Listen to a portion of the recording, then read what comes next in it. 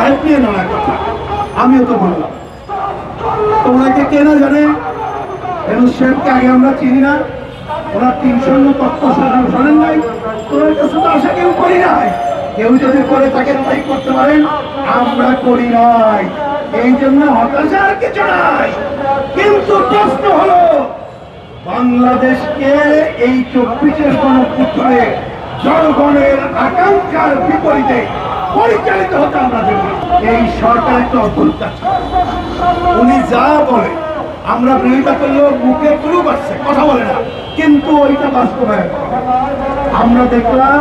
Extreme মশার coil plant fibre দিয়ে তৈরি, তাই সহজে ভাঙে না, সুগন্ধিযুক্ত ও নিরবিচ্ছিন্নভাবে জ্বলে। ডেঙ্গু, চিকুনগুনিয়া বাহি সহ যে কোনো মশার বিরুদ্ধে দেয় এক্সট্রিম সুরক্ষা।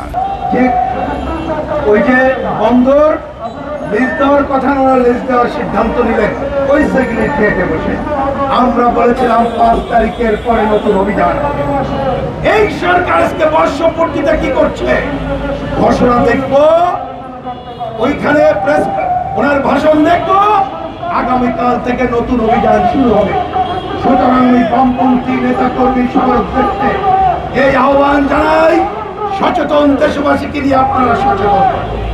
আগামীকাল আমাদের সব দলগতভাবে জোটগতভাবে অন্যদেরকে নিয়ে আমরা ওই বন্দর প্রশ্নে অন্যান্য প্রশ্নে আমাদের বক্তব্য আর তুলে ধরব এবং এই লড়াই আমরা গুটি কয়েক করবি না, সবাই মিলে আমরা লড়াই করব, সেইটার জন্য প্রস্তুত হতে হবে।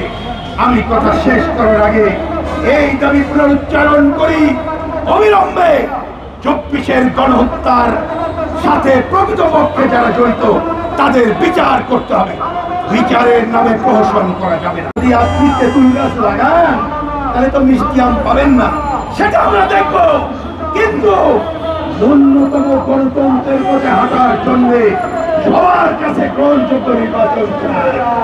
আমরা মনে করি এই মুহূর্তেই দরকার নির্বাচিত সরকার, তাই সরকার প্রতি আহ্বান জানাই, রাত 8টায় যে ভাষণ দেবে দয়া করে নির্বাচন কমিশনকে বলেন এই বছরের মধ্যে নির্বাচনের তারিখ ঘোষণা করতে। আর এই কথা পরিষ্কার করে বলি, নির্বাচন হবে কাদের আন্ডারে ভাই? মনে আছে লড়াইটা কি ছিল?